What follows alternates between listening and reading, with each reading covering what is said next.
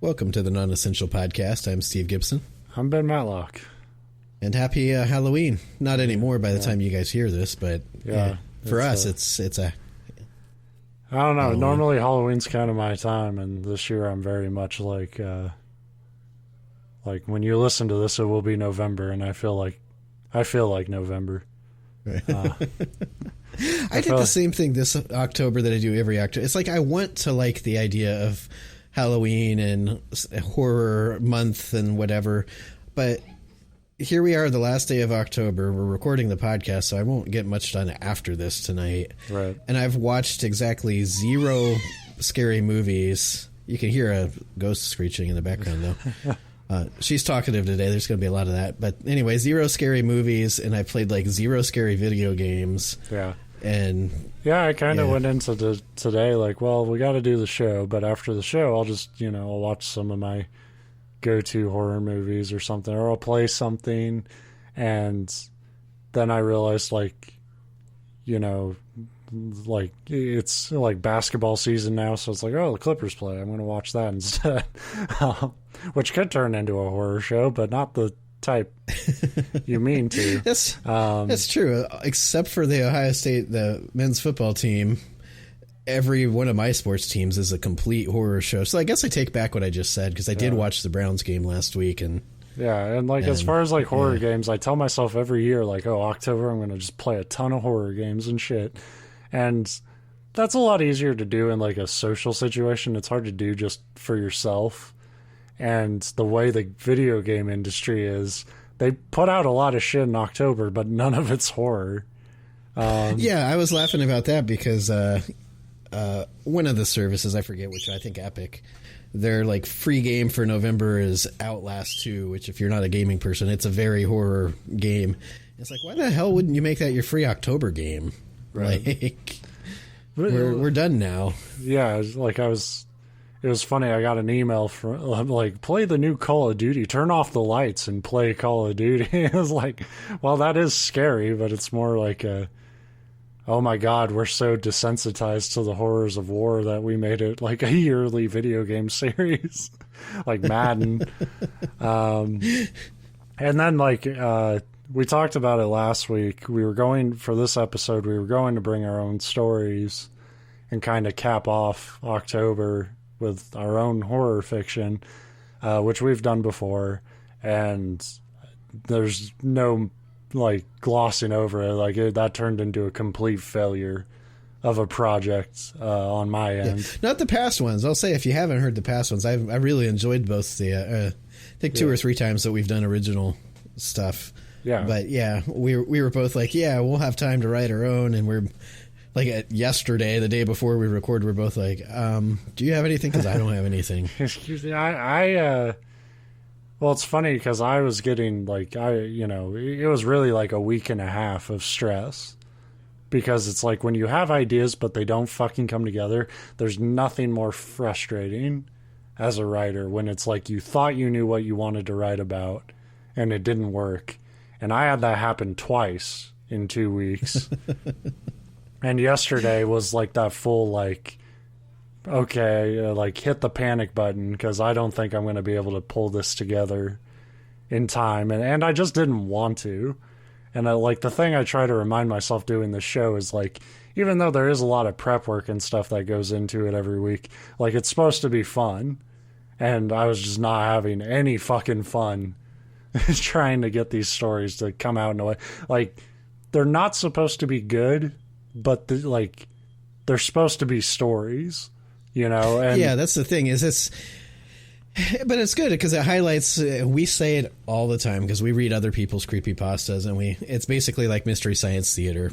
We're sitting back kind of picking it apart and making fun of it, but writing a story from A to Z is an accomplishment in and of itself. Right. Because even writing a bad story is not always easy. Right. There's underneath all that shit we give some of these stories, there is an inherent respect for the people being able to put it down and get from A to B, even if there's things that we think they could have done better, or the story could have been better.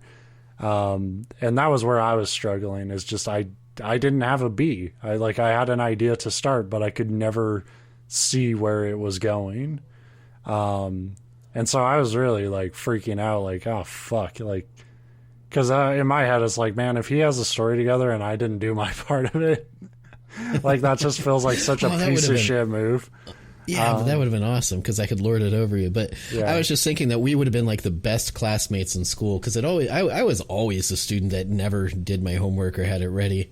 And that's always terrible when you're the only one in class that does that. But when there's somebody else that also doesn't do it, then you kind of like team up. Yeah, that was, that was definitely how me and my friends were. It was like, did you do your homework? No, me neither. Haha, we're failing. But right. But then you could be like, yeah, but this is a purposeful effort. Like, haha, we kind of, I mean, kind of, because those were like full blown attempts. Like we didn't try. This sucked, and this made me feel shitty because I did try. Right. And like I said, it wasn't coming together, but it was really funny to me because I'm like, pulling my hair out. I literally had my head in my hands, like, why the fuck can't I get this together? And then I send you that message just thinking like, feeling like such shit, but you respond like, I haven't even started mine, so that's fine. See, but here's the other thing. We can do something else. Here's the other thing, though, because I was that student that never did my homework, but when it was like a report or something, I was also the student that didn't do it until like 20 minutes before class started, and then I'd have it done. So that's why, like, I would have had something, but it would have been, well, I can't promise that either. The other problem is I used to do these at work when it would get slow, and we haven't been slow at work for months, so that's making it more difficult. It's hard to, like, and it's, it's usually pretty easy to like shit something out as far as like writing, like because there is an intentionally bad side of it, but when it's fiction and it's like I don't know where the fuck this is going and it's not coming together easily, that can be really stressful and annoying. So I was sorry if any of our listeners wanted to hear that. But to be fair, it is November. You have to move on. It's not October anymore, guys. Come on. But I did have a topic of a backup, I guess. And by backup, I meant I wanted to do this a week from now, but now I'm going to have to find another topic for next week's episode. Well, sort of. Everything's we try to rotate them. So since you're doing this one, that kind of puts the onus on me for next week. Right. Well, I mean, I try to have something at least kind of in my back pocket, like even if it's just another story or something. And this was supposed to be an October thing. God damn it, Kat, shut up. Oh yeah, like I said, don't worry about back. Although, like with this new virtual mixer software I have and the mute button, and I think I'm doing an admirable job keeping it to a minimum, given that it's right in the middle of trick or treat here. But yeah, I had a story, and it started with the idea being like this would be a horror thing, because it was me kind of looking up the origins of like one of my favorite classic horror books, which is The Strange Case of Dr. Jekyll and Mr. Hyde. Because I wanted to know if like any fiction, there's always a story behind the story, Yeah, and I always thought that wasn't such a strange case because it basically just describes like an alcoholic. Right. Like he invented grain alcohol is what it was. Right. Jesus, fuck, shut up. He's just staring at me meowing. I don't know what to do. Like, this is the start of a horror movie. He's trying to tell me someone's in the house. Well, I'll quit muting my mic so that you'll get the cat, and then you'll have Lincoln back here just going, I don't know what maybe she's they doing can either. Maybe they can start their own podcast together. Cat and kitty. Cat and kid. Yeah, and it'll do way better than our numbers ever have done. But you know how sad and true that is? Kitty and the Kid would fucking skyrocket. So, I wanted to see what the origin story was for Dr. Jekyll and Mr. Hyde. If you don't know, the story's by Robert Louis Stevenson. And I've always liked it because I've always been fascinated by that idea of like a conflicting duality within man, you know? Like, yeah. I mean, that's why it's a classic, is because it's like good literature, not like our literature. It like taps into, it's fiction, but it's really just exaggerating or putting it a different way, something that's actually there. Like it's because the story is just a very literal take on a guy who can't control his worst impulses. You know, he's seduced by his own monstrous tendencies, and how powerful he feels when he lets that part of himself take over. And obviously, like a lot of it's just drawn from general ideas of like addiction and our violent nature. But supposedly there was a actual man who was the inspiration for the good doctor and the pain in the ass known as Hyde. Unfortunately, Phineas Gage. Oh, Phineas Gage. Unfortunately, if there's an inspiration to this horror story, it's a pretty loose one. Because what I kind of uncovered is like Stevenson put a lot more imagination into his story, shockingly, than what we're going to talk about today. This kind of breaks more into your wheelhouse and less into like the horror, which is the old-timey con man thing. I love me some old-timey con man. Like, I must have been one in it. Well, I sell insurance now, so a lot of people would argue that's exactly what I am. You're still in the game, yeah. Right. That's Buddhism, right? Reincarnation. You just keep coming back to sell people, and they claim you're fucking robbing them. Anyway, you know, so it breaks into more of that shady piece of shit con man type of story. And it's not really so much of a duality story so much as it is that like people were dumb enough to believe that some dude strutting around in a powdered wig with stupid pants could never be so corrupt. I didn't know that's all it took. Like, this is the time of the year. Now you can get them on clearance. I'm going to go get me a powdered wig. And some dumb pants. Well, I mean, again, you could a lot of people would argue all my current pants are dumb pants, but...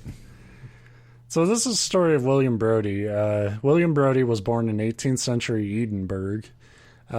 His family was high up on the social ladder, with his grandparents being highly successful lawyers, and his father ran a respectable cabinet-making business.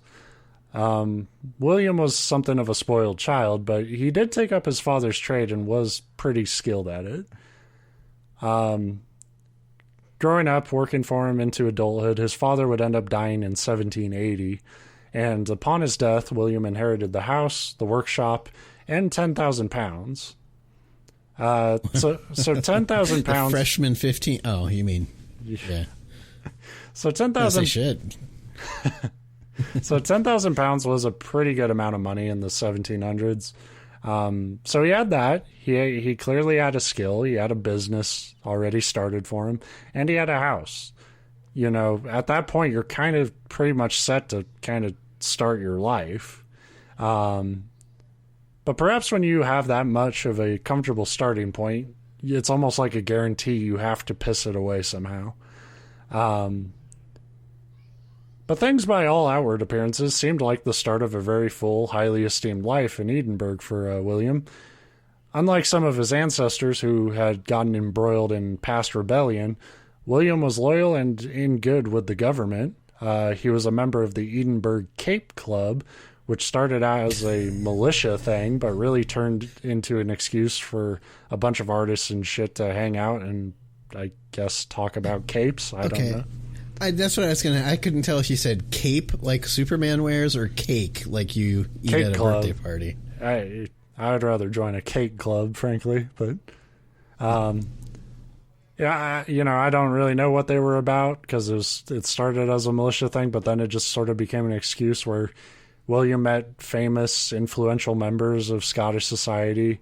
Like painters and poets would do work for these, like, high social ladder people, and that would create connections, and so everybody kind of knew William. By 1786, William would be named deacon of the Incorporation of Rights, which basically meant he was the head of the Guild of Craftsmen. This gave him a spot on the city council, and certainly, you know, everybody's thinking, like, this guy could never do any wrong because, you know, how prestigious he is. But British society was very stupid in the 1800s, you know. I mean, it sounds a lot like United States society right now. Right, because at it's least like 50% of us, but... Because anyone listening to the story is like, there's nothing surprising about somebody high up the totem pole having like a dark side to them. It's almost like you have to have one to get that high up. So Edinburgh was like William in that, you know, it kind of had two faces to it. There was the respectable 18th century society, and then there was kind of the one of gambling and drunken revelry, and William played around in both.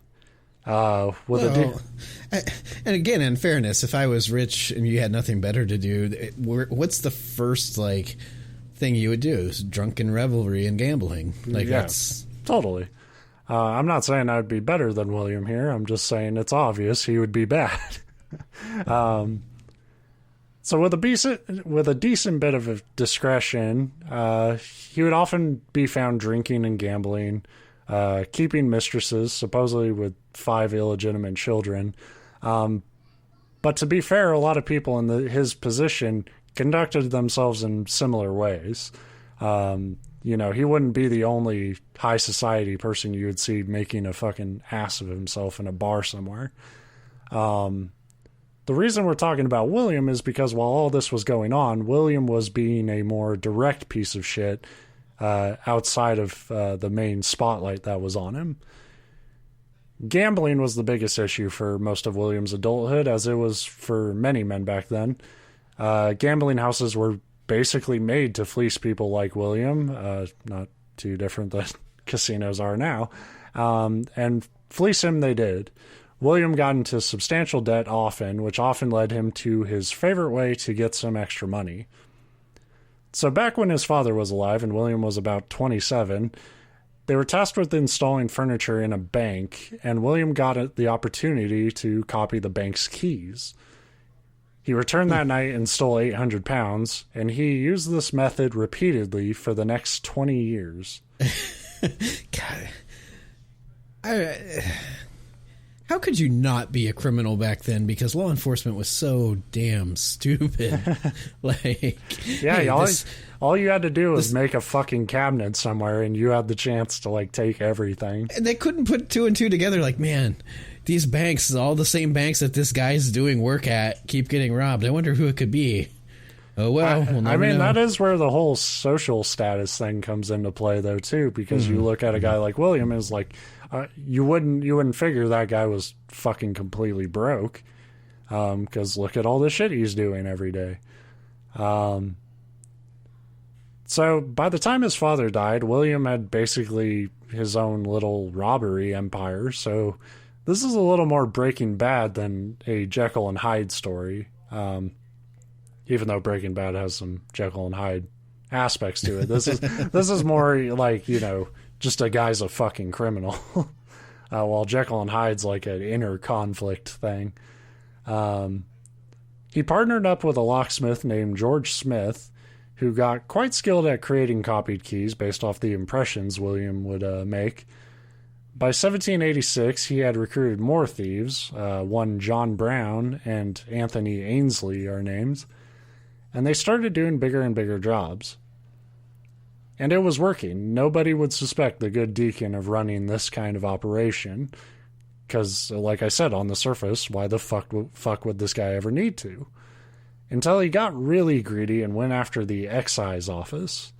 The excise office was basically a tax office that held large sums of untraceable money. So naturally, it was also the hardest thing to rob.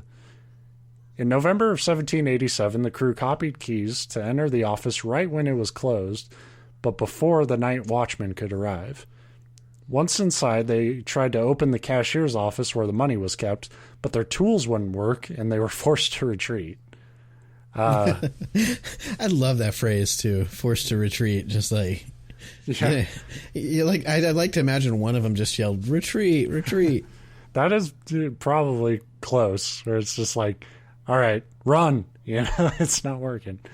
Worse yet, the copied key wouldn't relock the front door, and so they had to just leave it open. If you've ever played a stealth video game, you know this set the whole fucking joint on high alert when they're like, why is this locked door wide open? Right. And that heat wouldn't die down for months. You know some poor ass schlub got fired to hell for like, they're like, Jones, you didn't lock the door when you left last night. You're fucking out of here. And he's like, I swear I did. Yeah. Then again, maybe the heat never died down because after 4 months, William Brodie just stopped caring and decided he would use a different set of tools to take the excise office. On the 5th of March... Close. On the 5th of March, the following year, they returned brandishing pistols. And as he was preparing his pistol, John Brown said William quoted the Beggar's Opera, which went... Let the chemists toil like asses, our fire their fire surpasses, and turns all our lead to gold. God. So what? So he like insufferable them to. They're just like, look, we'll give you the money if you just shut up. Like William, like considering his whole operation was just a key copying operation, they couldn't even pick locks, and he suddenly makes this jump to like gun-toting badass in his head. And he's like quoting shit, and like it's so fucking. Look, if I'm gonna be a bandit, I'm gonna be a special bandit. Like I'm doing this up right. Right. So like it's so fucking ridiculous. I kind of respect it that he's just like, yeah, I robbed a few places that were complete gimmies. So now I'm the best criminal in the world. Earlier in the day, they stole the blade of a plow and used it to just bust the door open. So I love that they had to like steal a plow blade too. Yeah. It's like, look, we're not putting any of our own skin in this game. Everything's stolen. I'm willing to bet William didn't know what a plow was. He was like, if only we had just some big chunk of metal to like just break the door. So they bust open the door, they looted the office only to find a paltry sum of 16 pounds lying around. So there was actually 600 pounds in a desk drawer, and the key was on the desk, but the keyhole was concealed by a little flap, and these hardcore thieves were completely perplexed and foiled by this crack anti-theft device. Well, I was just going to comment how they tried to rob it once, and they're like, our fake key won't work, we retreat. And then the second time, they're like, let's just, like, basically kick the door down. It's like, well, couldn't you have done that the first time? It doesn't sound like it was a particularly sturdy door. Well, they didn't have a plow blade. We had to steal that. That was a multi-month job, too. So a deputy solicitor, while they were trying to rob this place, a solicitor arrived to collect some papers from his office that sat above the excise office. And Brown and Smith nearly shot him, but he collected his things and left completely unaware of how close he was to being killed. All this fuckery just scared the gang off, though, from taking anymore, and John Brown decided that this clusterfuck was going to be the last job he did with William Brodie. Yeah, that's what I was going to say. They're like, man, boys, he can quote some pretty words, but he doesn't know what the fuck he's doing. Yeah. After the previous job, the government offered a free pardon and reward to anyone prepared to give information on these robberies, and Brown jumped right at the opportunity and turned himself in. Because fuck it, Brodie sucks at this. Why protect him if I'm not going to get a payday, was likely his logic. Now, Brown knew that implicating a guy like William Brodie in burglary cases would probably just get dismissed and ignored. So he initially only threw Smith and Ainsley under the bus, who they're probably like, what the fuck? Like, yeah, but he's pretty smart, because that was the first thing I was going to say. If you try to, you led with like this was like a high society type that everybody would assume wouldn't need to rob places and wouldn't do it because he's a well-to-do, from a well-known family. So, yeah, it would have been a very poor move to just be like, he did it. Right. No, Brown... That's a good way to get yourself killed. Nah, as far as snitching goes, Brown knew what he was doing. When Smith and Ainsley were arrested, William decided he needed to get the fuck out of Dodge and fled discreetly to London and then Amsterdam. He was going under a fake name, but he did give some letters to a man named Thomas Geddes to take back to Edinburgh. Unfortunately for him, by the time Thomas had arrived, Brown and Ainsley spilled all the beans, and William was now the focus for the authorities. So there was evidence pointed at William, obviously, from all this, but really, if he had just stuck around and denied it, he probably would have had better luck. It was the fact that he vanished. He fled and then tried to send secret letters back to... Right. Like, him vanishing was probably the worst thing he could do. And when Thomas, the delivery kid, realized the description... He recognized that man as someone going by Mr. Dixon, who had so this wasn't letters. Somebody who knew who he was. He had just hired this guy as like a courier or something. Right, to just deliver some letters. Yeah. He delivered the letters to the sheriff, and the letters contained enough incriminating material to allow the police to search William's home. What a fucking dipshit. Why would you write anything to talk about it at all in a letter?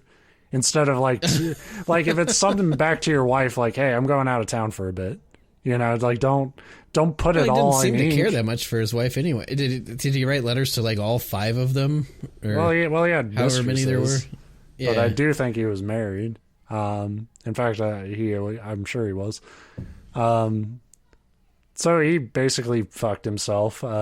Once they went to his house, they found burglary tools and a few well-known stolen items, including a solid silver mace, which had been taken from the College of Edinburgh the previous year. So he's dumb as fuck, but I like William, because that's exactly the shit I would steal. And not sell. It's like you're not fencing it. You're just like, I need that. Yeah. That's mine. It's like, wow, this is he sat, perfect...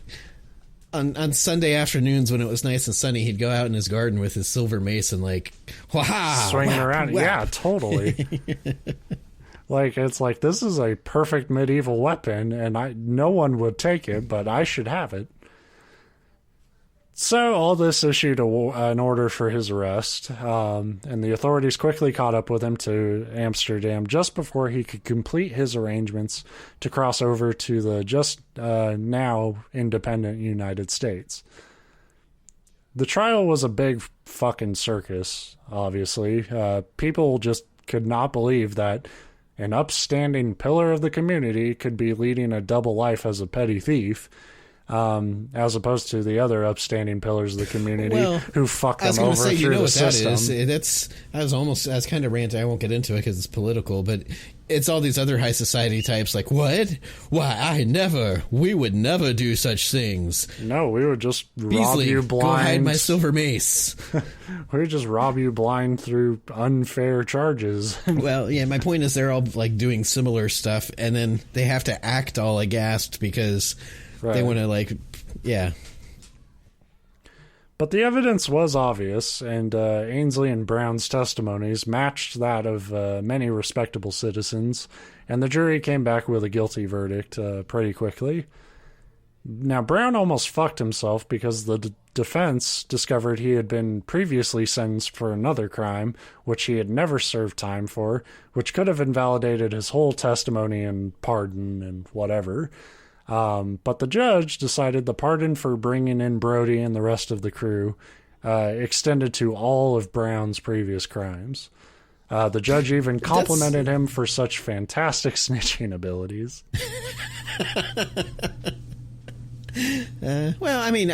I kind of think the right thing, unless his previous crime was rape or arson or something, but... If it's more burglary, it's kind of a dick move to be like, well, thank you, but technically you should be in jail. Ha ha ha. Yeah. But it wouldn't be above a 1700s judge to be a dick like that, so it's kind of surprising. Judge, yeah. Instead, they were like, "Good job, Brown. You're free to go." Like, that's the type of pardon you only see in movies. I'm picturing it in, like, Police Chief Wiggum's voice, too. Like, that's some fine snitching. Yeah. I can't do his voice, obviously, but... That wasn't bad. So after all that, William Brodie was exposed for who he truly was to everyone. And him and his original partner, George Smith, were hanged on October 1st. Oh, well, that seems a bit much. Now, there's a lot of legends about the hanging itself. Some say Brodie had actually designed the gallows himself, which is probably not true. Because as far as his craftsman business, all stories sort of say he stuck to furniture when he was being He built legit. a chair that they kicked out from underneath him. Well, that is actually the more plausible theory, is that he designed the mechanism of the trap door to the gallows rather than the entire structure and stuff. The more bizarre rumor is that our good deacon wore an iron collar under his clothes and made arrangements with the hangman and the doctor on duty to have him quickly declared dead. So one version of the story says this plot worked. Another version says it broke his neck anyway. And I want to believe that one because it's hilarious. Yeah, because the iron collar wouldn't stop it from pulling, like, up on your skull. Yeah. Unless it had, like, a hook. And then I have a hard time believing that you could wear such a contraption and make it, like, also completely discreet so that nobody could tell. Yeah. But whatever. And a third version says it did kill him, but the doctor was able to revive him somehow. So zombie deacon. Yeah. Or whatever his name. Yeah. Zombie. Well, he was a deacon. It was William Brodie, the deacon. If he had survived, they say he would have fled to France, with his family following soon after. One of the writers for one of the sources I use, and we'll link them all on the episode description, a guy by the name of, I can never pronounce the name, like Syrian or some, I don't know. I'm going with Syrian. His last name's Conliffe. He claims that this would be implausible because like his wife would have found out about his infidelity, but I don't really agree with that. Like, fucking 1700s marriage life was probably all over the place when it came to that shit. Like you said, yeah, it's that A, it was fairly common, and B, it's not unusual for someone to be married and then find out and be like, well, I never actually loved him anyway, but it's a comfortable life and he provides, so here we go. Right. Or I mean there are a lot of situations where that wouldn't invalidate, somebody. Yeah. But in all likelihood, William died that day and was buried in an unmarked grave. But the story stuck with Robert Louis Stevenson from a young age, and as a teenager, he actually wrote a play about Deacon Brodie, actually called Deacon Brodie or The Double Life. While this was a failure, the idea of an apparently virtuous man who would succumb to his darkest self stayed with Stevenson for 30 years and eventually culminated in a 3-day writing frenzy that produced the first draft of The Strange Case of Dr. Jekyll and Mr. Hyde. And well, fuck him then. Yeah, I mean, Treasure Island's one of my favorite books ever, but you wrote it in 3 days. B, you did the thing that I have never done in my life, where it's like, oh, that didn't work. I'm going to work on it and make it better. It's like, I'm like, oh, that didn't work. Yeah. Yeah, so we couldn't write bullshit in 2 weeks, and he wrote like a classic story in 3 days, so fuck him. Yeah. And even if the reality is not as theatrical as the stories that followed him, William Brodie's tale of a darkness under the surface really did become like kind of imprinted on the world of fiction, and also kind of changed how we looked at those around us, and how kind of changed how our perspective of people higher up on social ladders.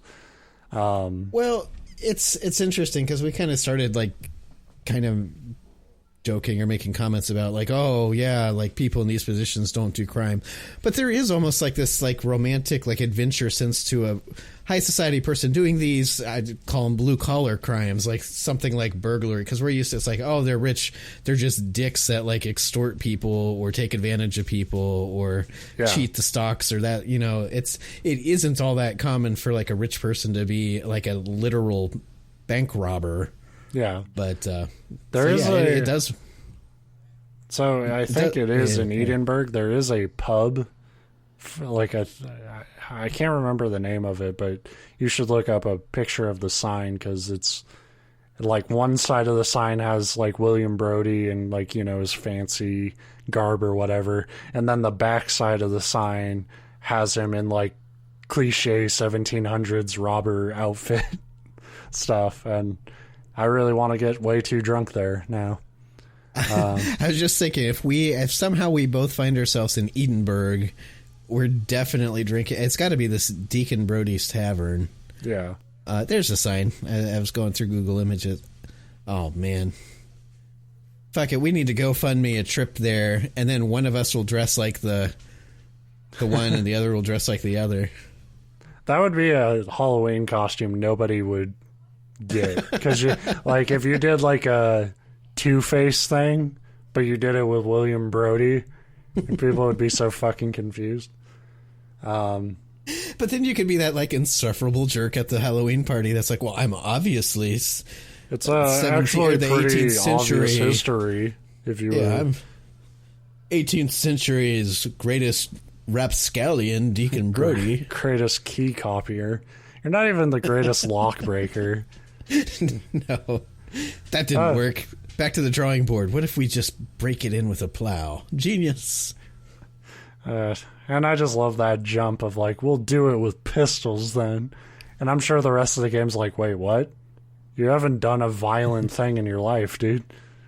No, I imagine the gang was like, okay, cool, we can handle that. And he's like, but first we need to pick a literary reference to read out loud. And they're like, why? What? And we also need to rob a garden tool. Even though I'm sure one of them's like, if we're gonna just break it, we could probably just kick the door in. It's just wood. Give me 3 months, I'll copy a key to Lowe's. So yeah, that's the story of William Brodie, and kind of how Dr. Jekyll and Mr. Hyde happens. I hate that. I hate everything about it, because this is like just another example of a writer that's good. It's like, well, here's a story that's the basis for this other story that they're like almost in zero ways similar, except this one obtuse thread that this guy was like creative enough to find. And it's like, fuck, I can't write a good story when it's handed to me as a script. Right, because like I said when I started this, like, looking it up, I went into it under the assumption of like pretty much every story you look up has like tied to a reality. Like there is a real origin story to a lot of the famous fiction out there. And for some reason, I'm like, I read this whole thing and I'm like, how the fuck did he get Dr. Jekyll and Mr. Hyde out of this dude?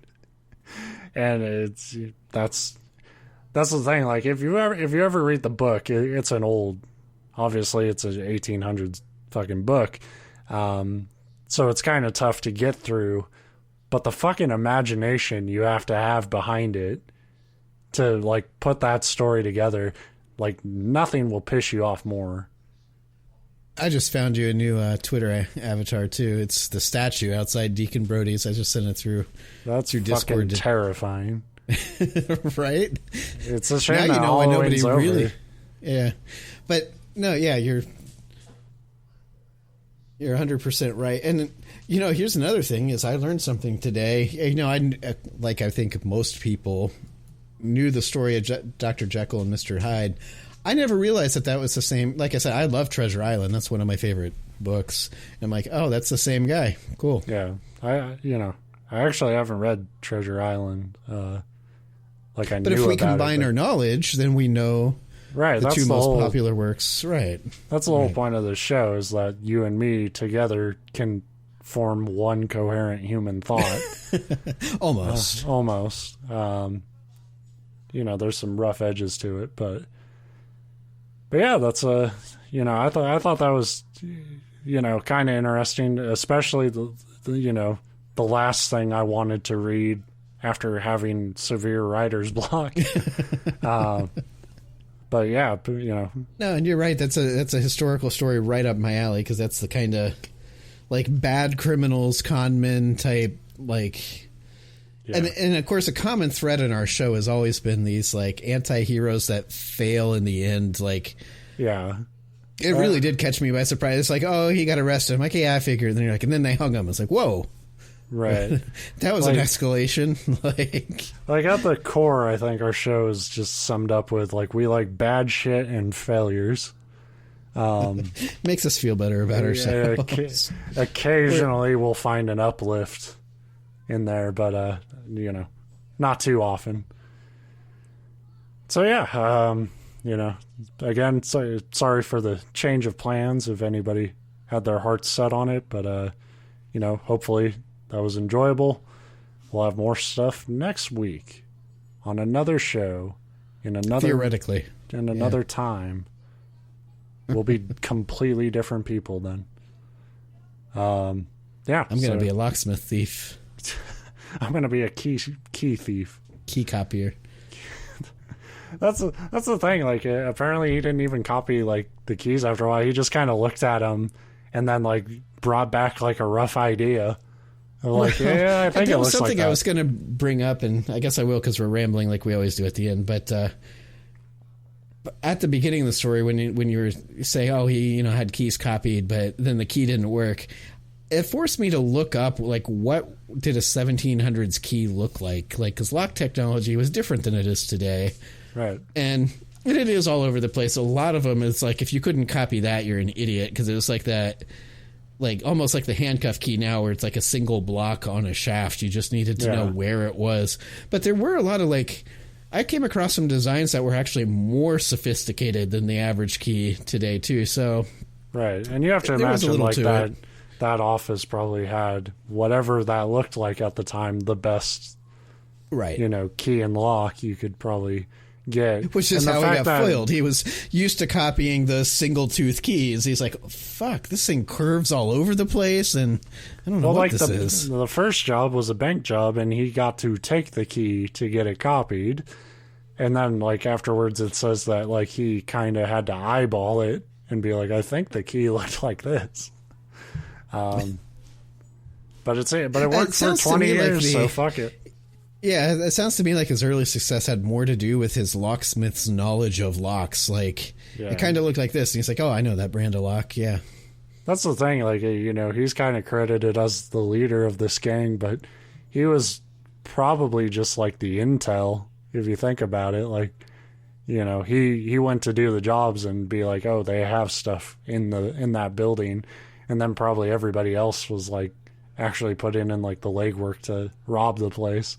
Right. I wouldn't be surprised if fucking the Smith was just like, oh yeah, thanks Will, and as soon as Will left, he threw the drawing away, just like, yeah, hopefully it looks like this.